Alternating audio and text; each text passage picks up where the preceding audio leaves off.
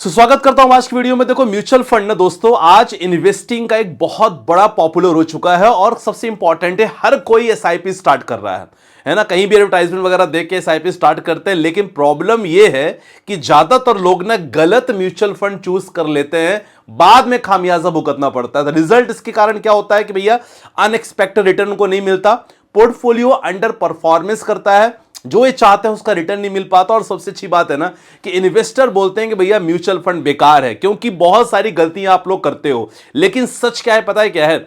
Mutual fund बेकार नहीं होता गाइस, इनफैक्ट ना फंड सिलेक्शन आपका गलत होता है। आज की वीडियो में बात करने वाला हूं टॉप 7 मिस्टेक्स जो इन्वेस्टर म्यूचुअल फंड चूज करते हुए वक्त करता है, और कैसे आप उन मिस्टेक्स को आज अवॉइड कर सकते हो, सही कर सकते हो। वीडियो में पता चलने वाली, चैनल को फॉलो कर लेना एंड वीडियो को सेव कर लेना। सबसे इंपॉर्टेंट है मिस्टेक नंबर 1, जी हां, पास्ट रिटर्न देखना। जी हां, आजकल कहीं भी देखो ना गूगल में भैया पास्ट रिटर्न कितना है, और सबसे ज्यादा कॉमन मिस्टेक ये होती है कि लोग ना फंड सेलेक्ट करते वक्त 1 साल या 3 साल का रिटर्न देखते हैं। और प्रॉब्लम क्या होता है कि अगर किसी फंड ने 40% का रिटर्न दिया है लास्ट 1 ईयर में, तो आंख बंद करके उस फंड में निवेश कर देते हैं। यही सबसे बड़ी गलती होती है। तो प्रॉब्लम है पास्ट रिटर्न आपका फ्यूचर गारंटी कभी नहीं होता है, और सबसे अच्छी बात है कि हाई रिटर्न वाला फंड में रिस्क भी सबसे ज्यादा इन्वॉल्व होता है। तो कभी कभी ना सेक्टर रैली की वजह से भी टेम्परेरी रिटर्न आपको देखने को मिलता है।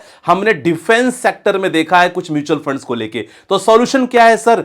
5 से 10 साल का परफॉर्मेंस आपको देखना बहुत इंपॉर्टेंट है। डिफरेंट मार्केट साइकिल्स में कंसिस्टेंसी चेक करो कि भैया उस कंडीशन मार्केट में क्या था, कोविड में क्या था, ट्रम्प के फैक्टर के बाद क्या था, यह चीज आपको देखना बहुत जरूरी है। Mistake number 2, risk profile ignore करना, जो सबसे ज्यादा लोग मिस्टेक करते हैं। तो कई लोग ना स्मॉल कैप फंड में इन्वेस्ट कर लेते हैं और सिर्फ हाई रिटर्न देख के कि भैया इसमें हमने स्मॉल कैप कर लिया है, अच्छा पैसा बनेगा, जो गलती होती है। तो फिर मार्केट जब गिरता है, जैसे कंडीशन अभी चल रही है, तो 25 से 30% उनको लॉस हो जाता है और पैनिक सेलिंग पे आ जाते हैं। तो रियलिटी क्या है भैया? लार्ज कैप हमेशा स्टेबल होते हैं, मिड कैप की अगर बात करें तो बैलेंस होते हैं, small cap high risk high return होते हैं। तो हमेशा बैलेंस पोर्टफोलियो आपके लिए बहुत जरूरी है। तो सॉल्यूशन क्या है सर इसका? अपने रिस्क कैपेसिटी के अकॉर्डिंग आपको हमेशा म्यूचुअल फंड सिलेक्ट करना चाहिए। तो बिगिनर्स के लिए flexi cap funds mid cap कर सकते हैं, मॉडरेट वालों के लिए मिड कैप, फ्लेक्सी कैप जो एग्रेसिव हैं, जिनकी एज बहुत कम है सर, स्मॉल कैप से चालू कर सकते हो। तीसरा इंपॉर्टेंट है, सबसे बड़ा कारण, जी हां, वो है पोर्टफोलियो को ओवरलैपिंग। जब पोर्टफोलियो को ओवरलैपिंग की बात करते हैं तो लोग 4-5 म्यूचुअल फंड ले लेते हैं, और डाइवर्सिफिकेशन के नाम पे ना उन सब में सेम स्टॉक्स होते हैं। हमने बहुत सारा देखा है। एग्जांपल, अगर आपने 3 फंड में HDFC bank, Reliance, Infosys same proportion में आपने लिया है ना, तो डाइवर्सिफिकेशन नहीं है सर, ये डुप्लीकेशन आप कर रहे हो। सॉल्यूशन क्या है इसका? जी हां, रुपीजी प्लेटफॉर्म का डिस्क्रिप्शन में लिंक डाल दिया है। एक ऐसा प्लेटफॉर्म जहां पे आप जाके एक्सप्लोर कर सकते हो, और जी हां, एक्सप्लोर करने के बाद आपको पता चलेगा कि जो आपने फंड्स लिया है, इस फंड्स में आपका कितना ओवरलैपिंग हो रहा है। यहां हर फंड का आप कंपेयर कर सकते हो, हर फंड में पास्ट रिटर्न आप चेकआउट कर सकते हो, हर फंड में देख सकते हो कि हर फंड में कौन कौन से स्टॉक सिलेक्शन है, हर फंड में कौन कौन से सेक्टर लोकेशन है, सब कुछ पता चलता है। तो सॉल्यूशन आपको पता चल गया है कि भाई ये फंड ओवरलैप हमेशा चेक करो। 3 से 4 फंड में ही स्ट्रॉन्ग पोर्टफोलियो बन जाता है, जो लगातार मैं आप लोग को हमेशा बताता रहता हूं। जी हां, अगले मिस्टेक जो बात करते हैं कि जब भी मार्केट में अनसर्टेनिटी होती है तुरंत लोग शिफ्ट कर जाते हैं। एग्जांपल मोतीलाल फंड के बारे में बोलना चाहूंगा, क्वांट स्मॉल फंड के बारे में बोलना चाहूंगा, Nippon India small cap fund, कि जब भी मार्केट में खराब सिचुएशन आती है लोग सोचते हैं कि भैया ये फंड परफॉर्म नहीं कर रहा है, चलो एक काम करते हैं, इस फंड के बदले में कोई और फंड ले लेते हैं। और सबसे ज्यादा मिस्टेक यही होती है। तो ऐसे कंडीशन में फंड का पास्ट परफॉर्मेंस आपको देखना बहुत जरूरी है, और ये सिचुएशन में ऐसे फंड में एवरेजिंग करने का टाइम होता है माय डियर फ्रेंड्स, ना कि उस फंड को शिफ्ट कर लेना। तो ध्यान रखना, ये मिस्टेक बहुत इंपॉर्टेंट है, इस मिस्टेक को हमेशा ठीक करने की कोशिश करो। जी हां, अगले मिस्टेक की बात करते हैं, short term thinking.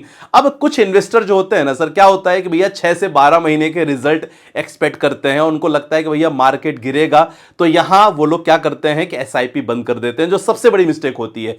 Mutual fund creation का टूल जो है ट्रेडिंग टूल नहीं है कि भैया रोज यहां मूवमेंट होता है। सॉल्यूशन क्या करेंगे? मिनिमम 5-7 से 7 साल का होराइजन आपको होना बहुत जरूरी है, और हमेशा अपनी एसआईपी डिसिप्लिन मेंटेन करो।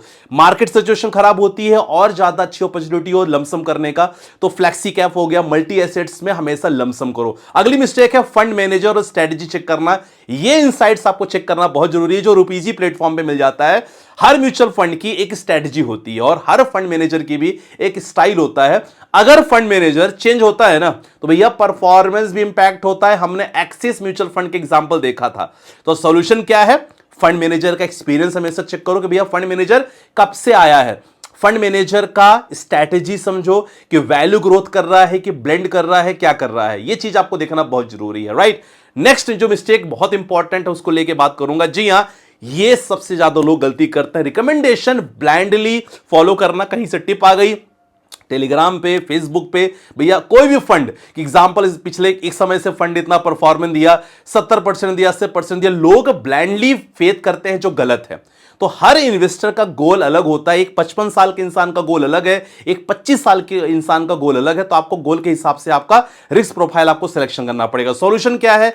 अपना गोल डिफाइन करो कि आपका गोल क्या है, रिसर्च करो या एडवाइजर से हमेशा प्लान बनवाओ कि भैया मेरा इतने साल का टारगेट है, मुझे आप ऐसे इन्वेस्ट आपको करना है। और सबसे इंपॉर्टेंट जो बोनस टिप है सर, वो है कि भैया म्यूचुअल फंड ना सिलेक्शन में सिंपल रूल, गोल क्लियर क्या करना है, हमारा गोल क्लियर होना चाहिए, रिस्क हमारा क्लियर होना चाहिए, लॉन्ग टर्म का माइंडसेट होना चाहिए, हमेशा लिमिटेड फंड्स देखो और हमेशा अपने पोर्टफोलियो को लगातार चेकआउट करते रहो 6 महीने में, 8 महीने में, 1 ईयर में कि भाई ओवरलैपिंग तो नहीं हो रहा है। यही फॉर्मूला दोस्तों हमेशा वेल्थ क्रिएट करता है। तो आई होप आज की वीडियो में, क्योंकि म्यूचुअल फंड स्पेशल वीडियो थी, आपको समझ में आ गया होगा कि भैया म्यूचुअल फंड से ना पैसा बनना मुश्किल नहीं है।